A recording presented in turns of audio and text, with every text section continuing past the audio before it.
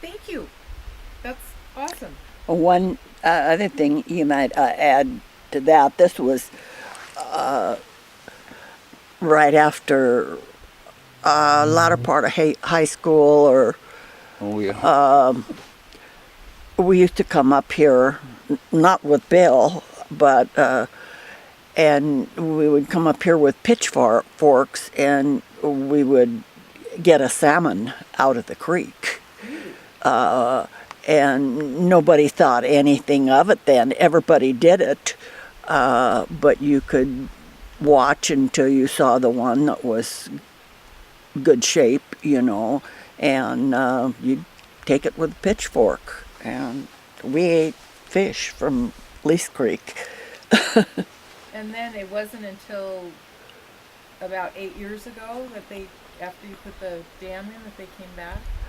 The salmon were blocked off when they put the road in, when BLM put the road in. When was that? Was that in the 40s?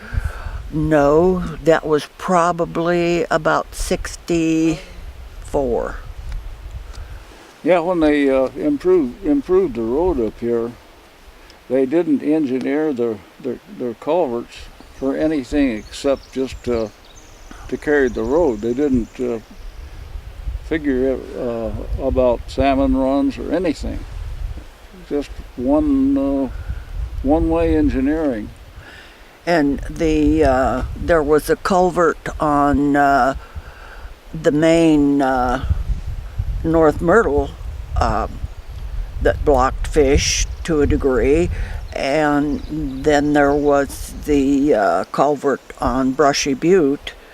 There was one before that, and then there were the Brushy Butte ended everything. Plus the one up where we have our little bridge, we had a double barrel culvert, which was they probably could have left that, but in order to clean the whole creek up, it was a good idea to replace it. So all this was done at one time. We sort of pushed this. BLM kept saying, well, we'll fix all that in time, and when we get a big timber sale up there so we have some funds, we'll fix it. And Don Alden and I made a little two-man survey of all the culverts in the North Myrtle system that were potential fish blockers, and we presented that at the Watershed Council meeting. We got a standing ovation, and the BLM rep was there. In fact, he was a member of the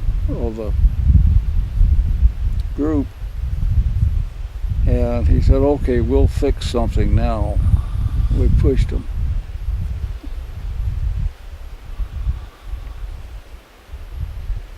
Just a little bit of rambling.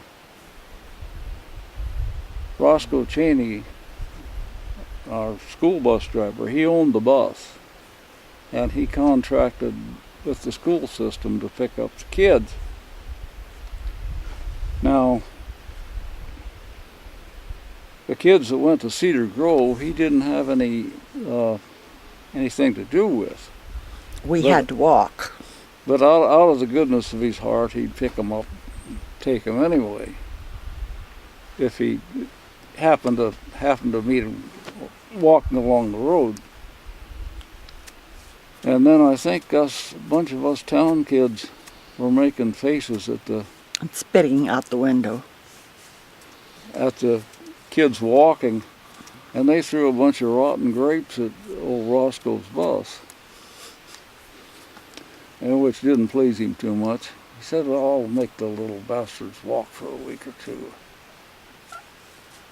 And he did, and finally he said, "Oh, well, they've walked long enough, I'll pick them up again." Things were sort of informal. Roscoe drove the school bus for many years. He was, and he had a cabin on up, and he'd drive it up at the end of the day, and then he'd drive it back down in the morning. But Roscoe was sick or something, and so they brought in a substitute bus driver, and that was when I was in high school. And that bus driver wanted us to sit in our seats, not say anything, and be prim and proper kids. And I think he was a preacher too, He was which a Methodist minister. didn't help matters any.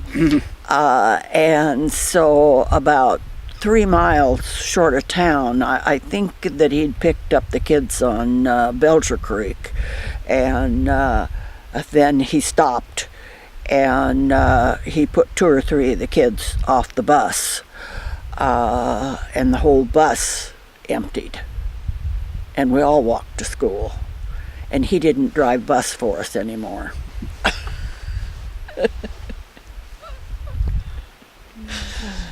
No, we all walked to school. You'll probably edit this out, but when we'd be coming back up the creek, dropping off the kids, we'd stop down at Slide Creek, and then the Stimpsons and Sheltons would get off, and Roscoe would say, "Well, here's where we dung out."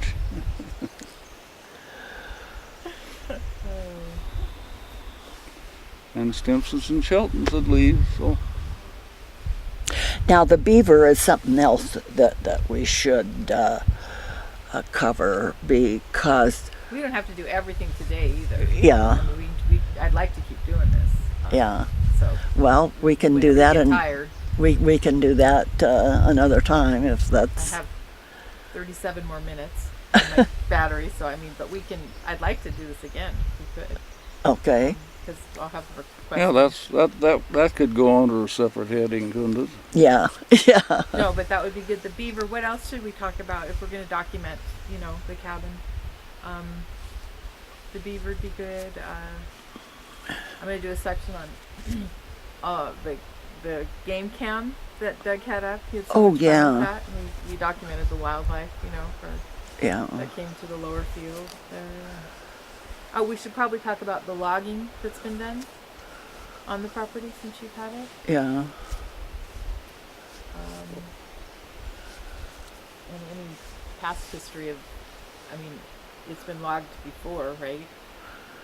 Logged at, Yeah. Yeah.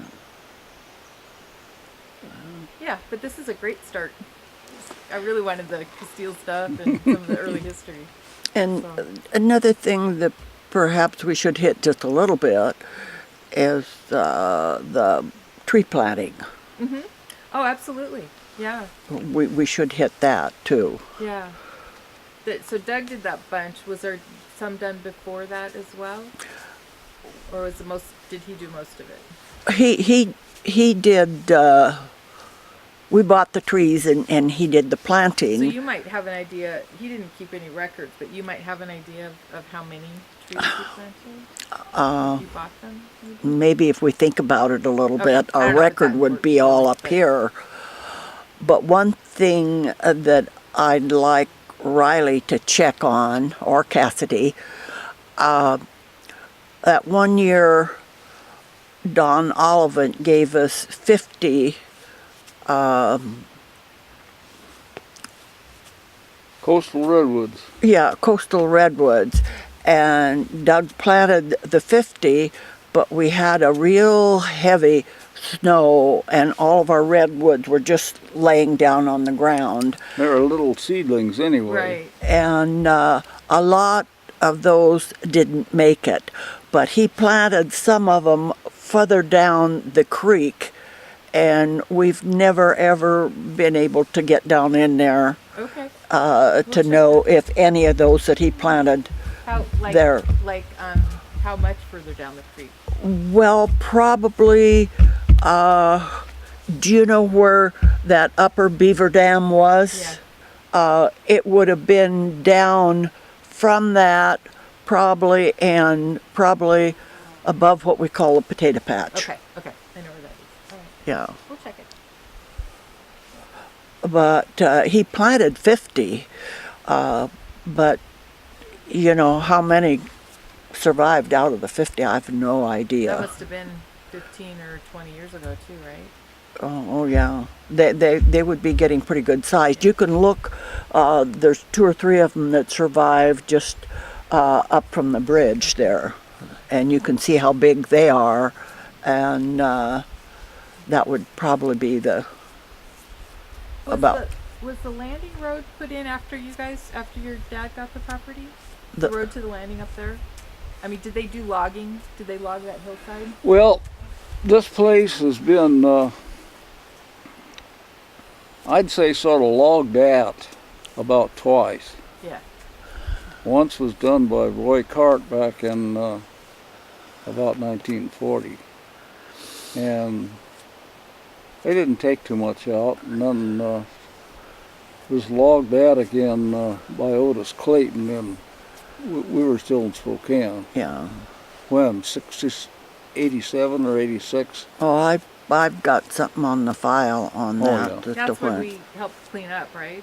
Yeah. Yeah, Yeah. that was mostly over there. I don't think they did anything over No, on this didn't take side of the anything creek. over Nothing this over side. here. Oh, okay. So I'm thinking of something else. So you did have some nuisance trees taken down, and Yes, it was a pretty big mess we up there got that we spooked and cleared out. There was one here Yeah, that that's the was one I remember. leaning, and then there was some down there too, and we took out the danger trees. I think they took out, what, 4 or 5 loads? Mm-hmm. Yeah, that's, Yeah. But the danger trees here around the cabin, and that's not been too long ago. Yeah, no, I remember that. Yeah. that was Clint Brown. Clint did Brown, yeah. Yeah. So when you were in Spokane, they did a fairly big logging. Yeah, they did quite a bit over on that slope. Okay. Yeah. that. But heck, it's all grown up. Take a look. Oh my God, it's so grown up over there. Yeah, it is. Yeah. It's, And then can't see Doug the upper field anymore. filled in, you know, over there, here and there with trees. And he planted these down here along the creek. Now those were half Port Orford and half Doug fir. But look at them. Yeah. Good grief.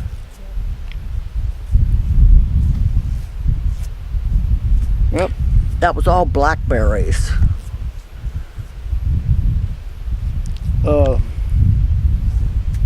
We ma- As sort of a separate issue, we got to, after he came back from Spokane, we got to looking at this place. It looked really sad. Blackberries and junk every place, and so we put on a big spraying campaign. We did it for about 2 years, didn't we? Yeah. And we figure we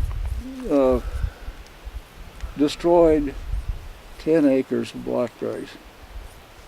That's a bunch. And burned a lot of underbrush and just did a general clearing project. Yeah, that's a lot of work.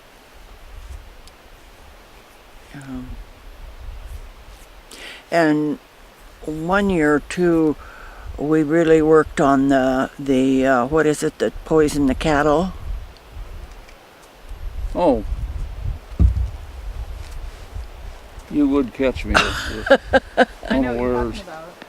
Yeah, No, I'll think about we it. pulled that and pulled up the Huckleberry and down along the creek, and then we went up there and on the off the road system up there, we pulled a whole pickup load. But now they have came in with some bug or something that's pretty well killed it out. A bug, like a biological thing? Yeah. Yeah, yeah. Don, you can think of that name of that weed. Tansy. Tansy. Tansy ragwort. Tansy ragwort. Yeah. Yeah. And we pretty well eliminated the tansy on this other side of the creek. In fact, I think we got it all. Yeah. It is amazing how much it's going up though. But one thing you should watch for too is that stupid tree that was taken out over there across, and then the mining ditch has some of that bad stuff in it. Come on, think. The stuff that grows on the coast? That yellow stuff? No, Oh. Hawthorn? hawthorn. Yeah, Okay. yeah. There's some hawthorn down it. It's Oh, about halfway. We have a little Scotch broom up here, Yeah. That's Yeah. what I was thinking. and Yeah. we've been working on it constantly. Because it comes up. We're keeping it. It's under control. Yeah. I know you guys were working on the hawthorn, and Doug spent a lot of time trying to get that. That hawthorn, I think you just whack it and spray it every year Yeah. and keep it under. That's about all If- you can if do, you- you know. Go up north of Oakland and go up past that Mildred Knight Park. This hawthorn up there just all over the place. And there's, at long last, I think the ranchers up in there are trying to get rid of it. Yeah, they're They really just working sort of hard. let it go for a long time, and that's vicious.